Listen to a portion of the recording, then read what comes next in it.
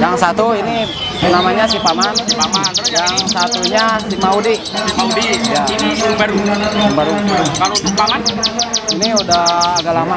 Udah lama. Enggak terlalu sih. Oh, Kang Usman sendiri kan bisa dikatakan bapaknya Loben Konslet. Wah, Kan teman-teman biasa makin seperti itu. ya. Untuk Kang Usman sendiri ada tips nggak buat teman-teman untuk memilih bahan ya? Ada. Bahan dari mulai gampangannya ombyokan. Ya. Ada tips tersendiri? Ada. Seperti apa itu? Itu emang sulit diungkapkan ya. Dikarenakan kita sering gitu ya, sering ngelihat gitu ya, apa namanya, yang ada materi-materi menuju begitu, kita ambil, dipoles-poles, kadang jadi, kadang juga enggak begitu. Untuk tanda-tandanya sekiranya besok ini burung mau bagus itu ada nggak? Ada lah. Ada. Seperti apa itu? Jadi kita sudah memilih tanda-tanda yang kita pilih. Nah di situ ada keterikatan energi dari kita. Jadi di situ kadang ada energi yang di bawah sadar. Tahu-tahu dia setelah energi kita masuk ke dia, karena untuk burung itu ada sugesti, bagaimana sugesti itu bisa masuk dengan hati kita, dengan burung juga begitu. Kemudian di situ ada bahasa tubuhnya. Nah dari bahasa tubuh juga kita harus bisa memahami bagaimana dia keinginannya dan keinginan kita harus disinkronkan. Nah makanya dikatakan ada energi di bawah sadar terjadi dengan sendirinya. Berarti antara burung sama yang punya harus ada chemistry. Harus ada chemistry. Untuk perawatan harian si Paman sendiri seperti apa? Nah kalau untuk perawatan si Paman biasa aja begini, sehari-hari begini, mandi juga jarang semaunya. Nanti kalau mau ke lapang baru dimandiin. Berarti nggak ada pemaksaan untuk mandi? Nggak ada. Main embun juga nggak, Kang? Nggak Pernah. Berarti benar-benar apa adanya? apa adanya. Untuk pakan? Pakan polosan juga. Polosan juga. Ya, jadi begini. Kalau untuk apa namanya, itu namanya teknis ya. Ketika kita pembuatan merubah karakter, itu baru kita ekstrim. Dari mulai pakan, dari mulai mandi, dari mulai apapun ya. Teknis kita yang apa namanya ekstrim kita coba. Nah nanti setelah dia jadi, kemudian dia ngunci, makanya setelah itu kita cuekin, karena nggak usah kita berubah lagi karakternya tadi yang sudah masuk kita kan.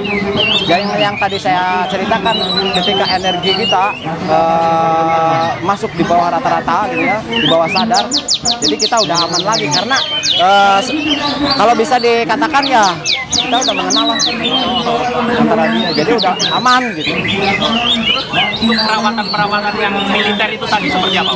Yang militer kadang kita mandiinnya juga dibasahin, kemudian kita kadang dimasukin ke koloni yang banyak, itu dikejar sana sini kan.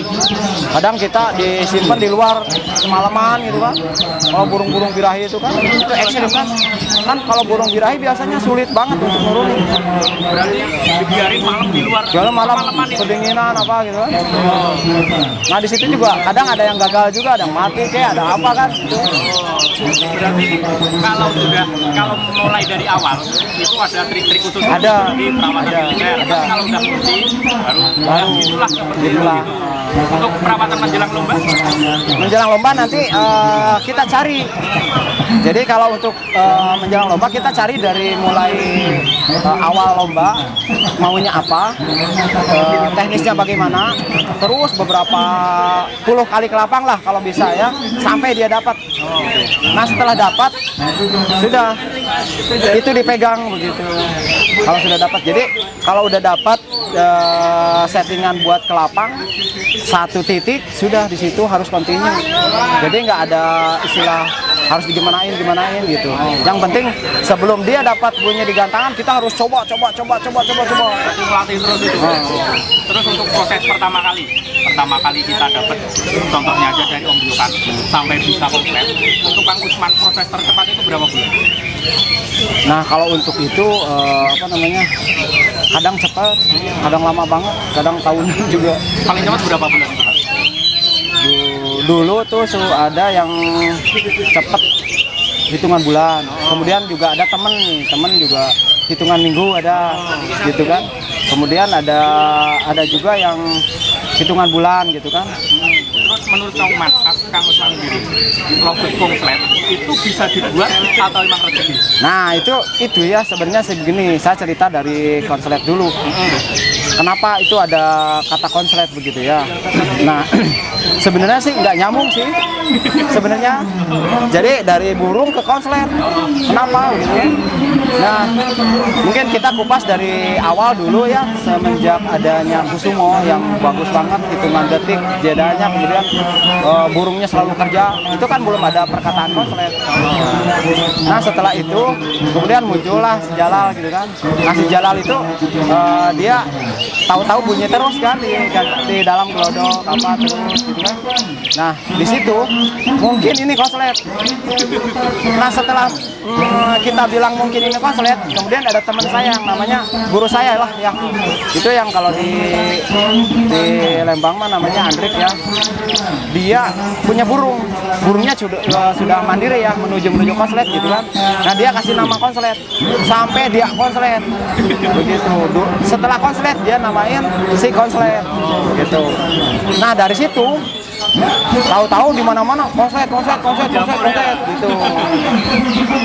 Berarti konslet itu bisa dibuat atau rezeki?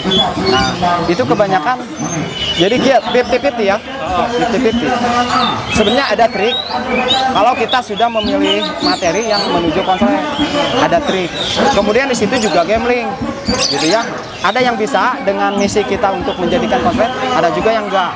Nah, saya katakan 80% itu rezeki. Oh gitu ya. 80% itu. Soalnya kan seperti Kang Usman sendiri punya bahan konslet itu banyak. Apalagi di Facebook itu sering di-upload ini namanya gitu. Berarti kan mungkin bagi seperti saya atau teman-teman pemula yang lain kan berpikiran bahwa konslet itu memang bisa dibuat, cuman kan kadang ilmunya yang belum sampai ke kita. Nah begitu. Jadi sebenarnya bukan bisa dibuat. Kita harus memahami kejadian konslet yang ini bagaimana, kejadian konslet yang ini bagaimana, kejadian konslet yang ini bagaimana, kejadian konslet yang ini bagaimana. Nah di situ dipelajari semua. Nah di situ ada titik kesamaan. Jika kita mau mencoba merubah dari karakter, sebenarnya itu perubahan karakter sih. Sebenarnya mah kalau menurut saya. Nah di situ ketika kita sudah memahami kejadian konslet di mana-mana gitu ya, punya teman, punya tetangga, punya saudara atau punya saya sendiri gitu kan, dipahami. Kemudian kita mencoba. Nah setelah mencoba itu ada salah satu yang titiknya sama. Gitu. Jadilah konslet. Kebanyakan konslet hampir 70-80% itu kan jantan. Nah, Apakah betina juga banyak yang banyak. Terus untuk Kang Usman sendiri, seandainya punya konslet jantan sama betina sama-sama konslet, pilih apa? Kalau saya sendiri pilih betina. Ini malah pilih betina ya? Durasi panjang, kemudian irama lagu juga ada. Kemudian kalau udah ngunci enak, kuat, menuju lip syncnya jauh gitu kan, bisa 2, 3 tahun, 4 tahun.